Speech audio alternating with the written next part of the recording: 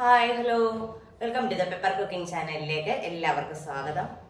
ഇന്ന് നമ്മൾ ചെയ്യാൻ പോകുന്ന ഐറ്റം എന്ന് പറയുന്നത് മുട്ട വെച്ച്, അതായത് മുട്ട വരിഞ്ഞ് മസാല തേച്ച് ഒന്ന് പൊരിച്ച് കഴിച്ചാലോ. അപ്പോൾ അത് അസാധ്യ രുചിയുള്ളൊരു സാധനമാണ്. അപ്പോൾ നമുക്കത് എങ്ങനെ ചെയ്യുന്നതെന്നും വളരെ സിമ്പിളാണ്. വളരെ സിമ്പിളെന്ന് വെച്ചാൽ വളരെ സിമ്പിളായിട്ട് നമുക്ക് മുട്ട പൊരിച്ചെടുക്കാവുന്നതാണ്.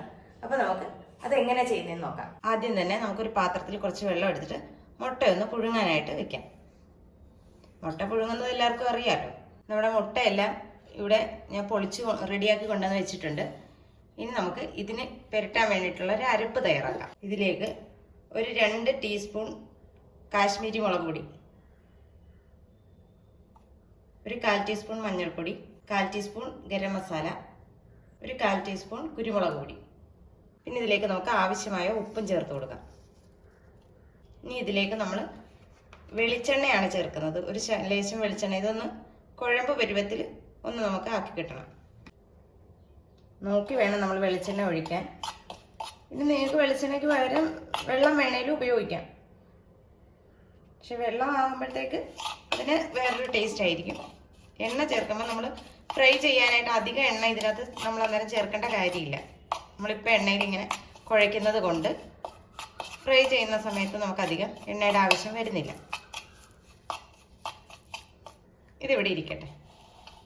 ഇത്രയേ ഉള്ളെന്ന് വിചാരിച്ച് പേടിക്കണ്ട. നമുക്കിനി നമ്മുടെ മുട്ടയൊന്ന് വരഞ്ഞു കൊടുക്കണം. നമ്മളിത് മുട്ട എടുത്തിട്ട് ഇതിങ്ങനെ വിട്ടു പോകരുത്. എന്നാൽ നമുക്ക് ഇതിനകത്തൊക്കെ നമ്മുടെ മസാല കയറുകയും വേണം. ആ പരുവത്തിൽ ഒന്ന് ഇങ്ങനെ നമുക്ക് വരയിട്ട് കൊടുക്കാം. എന്നിട്ട് നമുക്ക് അരപ്പ് വെച്ചിരിക്കുന്ന പാത്രത്തിലേക്ക് ഇട്ട് കൊടുക്കാം. വിട്ടു പോകരുത് മുട്ട ഒരിക്കലും നമ്മൾ വരയുമ്പം. എല്ലാം നമുക്ക് ഇതുപോലെ ഒന്ന് വരഞ്ഞെടുക്കാം. നമുക്ക് ഇനി ഇത് കൈ വെച്ച് മുട്ടയിലേക്ക് നല്ലോണം ഒന്ന് തേച്ച് പിടിപ്പിച്ച് കൊടുക്കാം. നമ്മൾ മുട്ടയെല്ലാം നന്നായിട്ട് മസാല പുരട്ടി വെച്ചിട്ടുണ്ട്. ഇനി ഇതിലേക്ക് നമുക്ക് ഇച്ചിരി കറിവേപ്പില അത് നന്നായിട്ട് കൈവച്ച് തന്നെ ഞെവിടി ഇതിലോട്ടിട്ട് കൊടുക്കാം. കറിവേപ്പില ഇച്ചിരി കൂടിയാലും കുഴപ്പമൊന്നുമില്ല, നല്ലത് തന്നെയാണ്. ഇതെല്ലാം കൂടെ ഒന്നുകൂടെ ഒന്ന് മിക്സ് ചെയ്ത് വയ്ക്കാം. ഇത് വെള്ളത്തിലല്ല നമ്മൾ ചെയ്തിരിക്കുന്നത്, വെളിച്ചെണ്ണ തന്നെയാണ് നമ്മൾ ഈ മസാല പുരട്ടി വയ്ക്കേണ്ടത്. നമ്മുടെ മസാല എല്ലാം നന്നായിട്ട് തേച്ച് പിടിപ്പിച്ചിട്ടുണ്ട്. ഈ മുട്ട നമുക്ക് ഒരു 15 മിനിറ്റ് തൊട്ട് ഒരു അരമണിക്കൂർ വരെയെങ്കിലും നമുക്കിതൊന്ന് റെസ്റ്റ് ചെയ്യാൻ വയ്ക്കണം. റെസ്റ്റ് ചെയ്തിട്ട് നമുക്ക് കാണാം. ഇത് ഏകദേശം ഒരു 20 മിനിറ്റോളം കഴിഞ്ഞിട്ടുണ്ട്. നമുക്ക് ഇനി ഇതെടുക്കാം. അപ്പോഴത്തേക്ക് ഞാൻ അടുപ്പിൽ ഇതേ ഒരു പാൻ ചൂടാകാനായിട്ട് വെച്ചിട്ടുണ്ട്. ഇനി ഇതിലേക്ക് നമുക്കൊരു സ്വല്പം വെളിച്ചെണ്ണ, അതായത് ഒത്തിരി ഒന്നും ഒഴിക്കരുത്, കാരണം നമ്മൾ എണ്ണയിലാണ് മസാല മുട്ടയിലേക്ക് തേച്ച് പിടിപ്പിച്ചിരിക്കുന്നത്.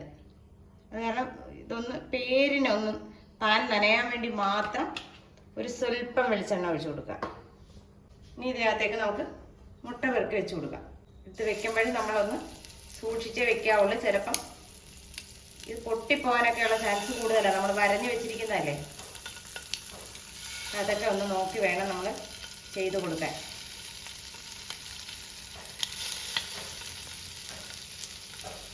ഇട്ട ഉടനെ നമ്മളിതിട്ട് ഇളക്കുകയോ അങ്ങനെ ഒന്നും ചെയ്യാൻ പാടില്ല. നമുക്ക് ഈ മസാലയുടെ പച്ചച്ചുവയൊന്ന് മാറി കിട്ടിയാൽ മതി. നമുക്ക് മുട്ടയൊക്കെ ഒന്ന് തിരിച്ചു മറിച്ചൊക്കെ ഒന്നിട്ട് ഇളക്കി കൊടുക്കാം. ഇതേപോലെ വരുന്ന മുട്ടകൾ ചിലപ്പോൾ ഇതിൻ്റെ മഞ്ഞ പുറത്തോട്ട് ചാടാൻ ചാൻസ് ഉണ്ട്. കാരണം മഞ്ഞക്കാമ്പ് ഉള്ളിലേക്ക് ഇരിക്കുന്ന മുട്ടയാണ് ഏറ്റവും നല്ലത്. അതായത് തൊണ്ടിനോട് പറ്റി മഞ്ഞക്കാമ്പ് വന്നു കഴിഞ്ഞാൽ അത് ചിലപ്പം നമ്മൾ വരയുന്നതല്ലേ, വിട്ടു പോകാനുള്ള സാധ്യത കൂടുതലാണ്. അങ്ങനെ ഞാൻ എടുത്ത കൂട്ടത്തിൽ തന്നെ വിട്ടുപോയതായത്. അതുകൊണ്ട് അത് വളരെ ശ്രദ്ധിച്ച് അത് ചെയ്യാവുള്ളൂ. ഇങ്ങനെ ഒരു വശം റെഡിയാകുമ്പോൾ ഇങ്ങനെ മറിച്ചിട്ട് കൊടുക്കാമെങ്കിൽ ആ മസാല അതേ തന്നെ പിടിച്ചിരുന്നോളും. ഇട്ട ഉടനെ നമ്മൾ ഇളക്കി കഴിഞ്ഞാൽ അതേന്ന് അതുമൊക്കെ അടന്നു പാനിലായി പോവും. അതുകൊണ്ടാണ് അതങ്ങനെ ചെയ്യേണ്ടതെന്ന് പറയുന്നത്.